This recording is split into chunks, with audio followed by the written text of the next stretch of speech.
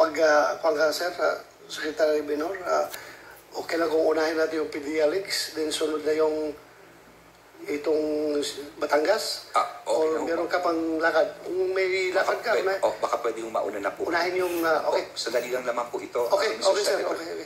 Unahin natin yung Batangas, Shabuhol. Who would like to brief? PNP? Meron kayong briefing dyan? Yes. Ikaw, sir, ikaw Ako na po magsasalita po. Okay, please go ahead. You have the floor, sir. You have the floor. Muli, maraming salamat, Chairperson Senator Bato de la Rosa, at sa lahat po ng ating mga nakikinig at nanonood po ngayon. Ito po ay noong Abril 15, higit kumulang 7:30 a.m. Sa isang checkpoint ay meron pong nasabat na sa official way ay kulang-kulang approximately 2.3 kilograms o nakakalaga ng approximately 9.68 billion pesos worth of shabu. No? Gusto ko lang nilawin, tama po kayo Mr. Senator, dahil napakalaki po nito. Sabihin na natin may issues, no?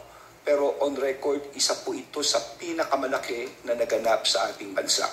Now, let me show po to you yung pong mga nangyari dito. Audio please. Video. Okay. Can we have the video please? So, papakita namin sa video na itong wala yatang connection. Yeah.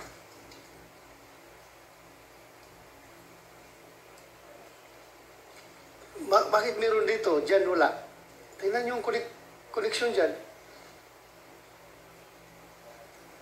Yan po. Nawawa. Yun.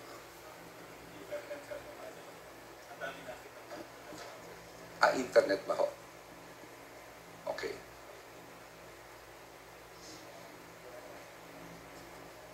So, you can declare that there was no pilferage. Wala po. Walang pilferage. Pictures, at hindi lang po, Mr. Chairperson, hindi lang itong picture, I'm sure maraming media na dyan na kumukuha na po ito. At before that, Mr. Chairperson, meron pong tape yan na nakapaligid na secured ang area. Napaka-importante po nun. We will make sure na ito'y ayon sa batas dahil malaki po ito. Gusto namin makulong talaga mga tao po ito, Mr. Senator. Please continue. Opo. So ngayon, next please. So ayan, nung binuksan niya na, nakita nyo. Maraming tataka, paano pinagkasya dyan? Ayan na po ang best proof, ang litrato mismo.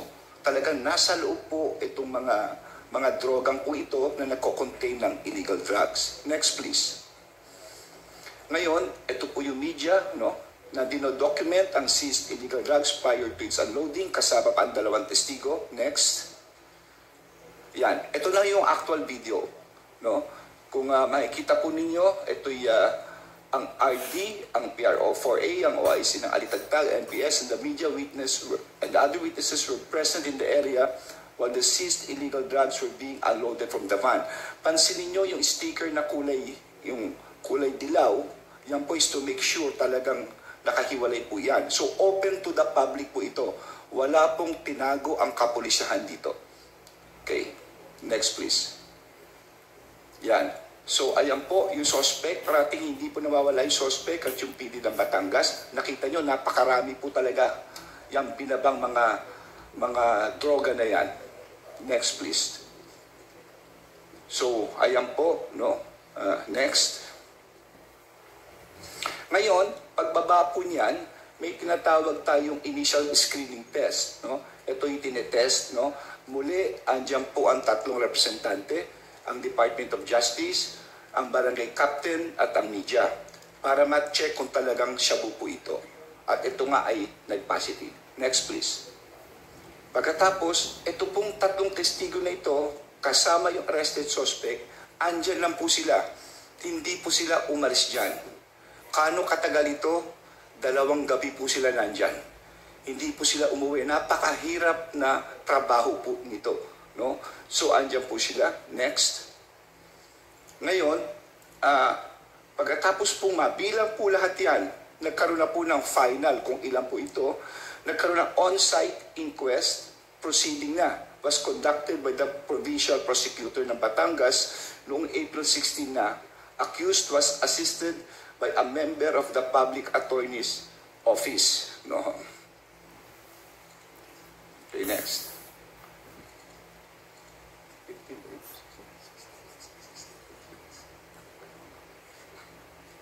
Okay. So ito po yung mugshot nung ano, kasi marami nagsasabi bakit naka-blurred.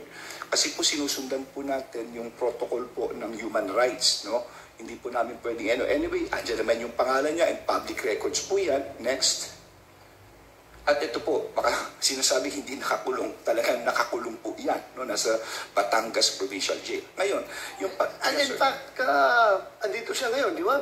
Dala natin dito ngayon. But Yes, sir. Because of the request of the RD that doon na lang sa executive session kausapin. Anyway, at sa kita ng mga tao, nandito siya. Nandito po Andyan yan. siya. Nakakulong po yan. Nakakulong siya, facing Yes, sir. charges. Ano mga kasong file siya? Dalawa po, ito po yung paggagamit ng maraming mga plaka ng, kasi maraming plaka at pagtatransport po ng droga. No? At ano pa ba ibang charges yun?